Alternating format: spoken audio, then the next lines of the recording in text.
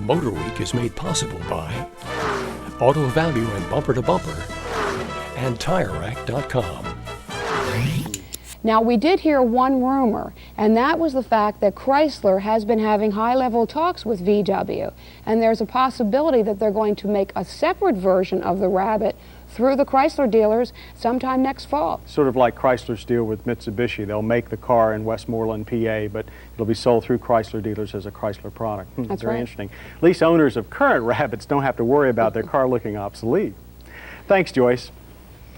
Well, you know, VW isn't the only foreign car maker to be building their cars here in the U.S. Some people thought they were taking quite a gamble, though, when they started. You see, the gospel, according to some car enthusiasts, is that we can't make them here like they do over there. The conventional wisdom says that U.S. labor is hard to deal with, and our suppliers' quality unreliable. So why would anyone want to start a new car manufacturing operation in Ohio yet, the heart of the old manufacturing Midwest?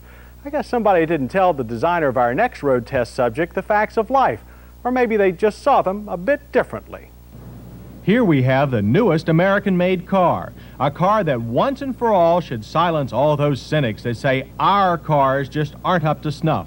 A car that quiets all those importers who say it's not the parts but how they're put together that counts. Of course, it does look very familiar. It should be. Made of American and Japanese parts, assembled in Marysville, Ohio, it's the domesticated Honda Accord front-wheel drive four-door sedan. And it seems that in its 8,000-mile translation, it's lost nothing in quality of body fit and paint finish. Not only was this Accord's appearance flawless, it was actually better than the Accord hatchback made over there that we tested last year. You'd be hard-pressed to see any noticeable difference between theirs and ours. And how can you tell it's made in the US of A? Well, look closely at the door jamb manufacturer's plate. But frankly, it will probably go unnoticed as you're distracted by the comfortable and plush-looking interior. Durable knit fabrics abound and cover the too flat and for some too hard front bucket seats. Since Americans prefer automatics, our Accord has a floor-shifting 4-speed nestled under a wide, if confused-looking dash. The trend towards high-tech, complex-looking dashboards needs a bit of tempering for our taste, including the heater temperature control, which is awkward to adjust. The instrument cluster itself is an excellent and glare-free design. It's complete with trouble diagram, gear indicator, water, fuel, and a huge tack. The low rear door sill makes for easy entry, and the contoured front seat backs give plenty of knee room.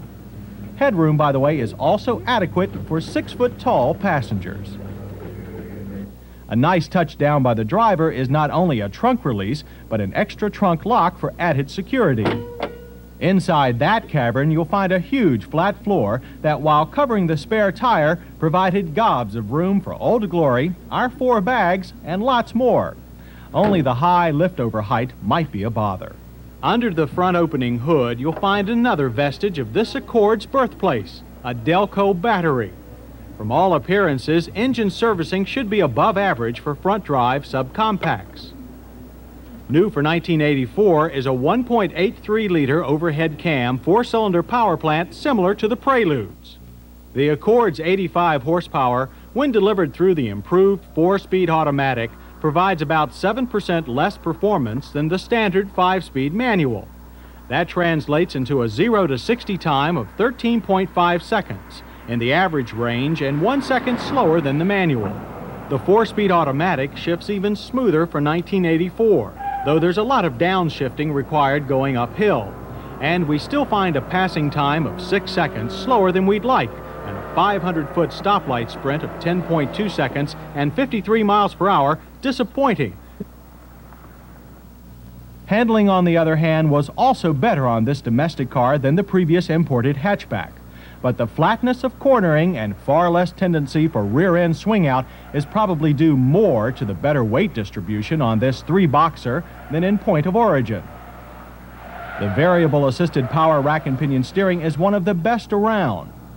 And you can see the stability provided by the Accord's 4-wheel independent suspension as the car navigates an emergency lane change, nary a flinch.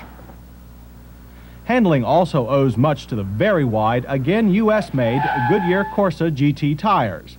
This was our first car with Corsas, and we were impressed.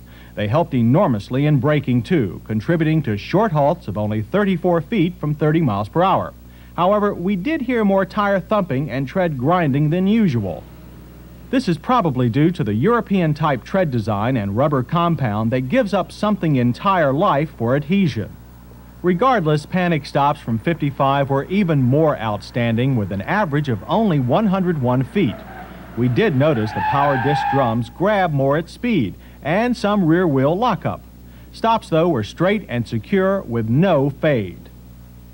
Our Accord's curb-to-curb turning diameter of 35 feet is at the poorer end of the small car average and about a foot wider than specifications call for. The Accord also seems quieter than we actually experienced. 71 decibels at 55 miles per hour, a slightly better than average showing. The only real surprise was mileage. The EPA rates the 1984 Accord automatic at 29 city and 41 highway. Our test loop over suburban roads yielded only 29.